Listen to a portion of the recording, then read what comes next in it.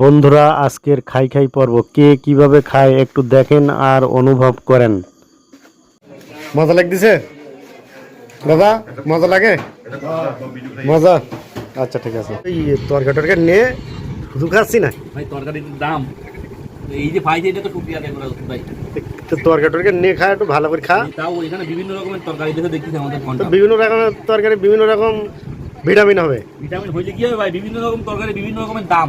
দাম তো ঠিক আছে, দাম হবে না? ওই যে পিঁপের কেজি বলে 80 টাকা, পিপের কেজি 80 টাকা হইলো, পটলের কেজি হলো 90 টাকা। কদিন পরে ঠিক হয়ে যাবে, এখন আপাতত একটু দাম বেশি। আমাদের এই সরকারের কাছে একটাই দাবি যে অন্তত পক্ষে তরি তরকারির দাম কমাইতে হবে। তরি তরকারির দাম কমাতে? চাষাবাসা লোক, আমাদের মতন এই কম টাকা বেতনের চাকরিজীবী লোক, আমরা তো ভাই বাঁচতে পারতেছি না ভাই। আমাদের একটা উপায় করতে হবে ভাই। তুমি ওই একবার বলতে চাও চাষা মানুষ, আবার বলতে চাও চাকরি করি, কয় রকম বলতে চাও? কি করবো কি হাসান ঠিক বললো?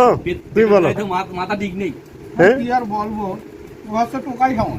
টোকাই শাওন। বন্ধুরা, প্রজাপতিরাও কিন্তু খাবার থেকে বাদ যাবে না। ওরা এ ফুল থেকে ও ফুল থেকে বিভিন্ন ফুল থেকে খাবার সংগ্রহ করে নেচে নেচে ঘুরে ঘুরে বেড়ায়। গুলো আমার উপভোগ করতে খুবই ভালো লাগছিল। কবুতরগুলো ওরকম খাওয়া দাওয়া শেষ করে তারের উপরে আরামে নিদ্রায় গেছে।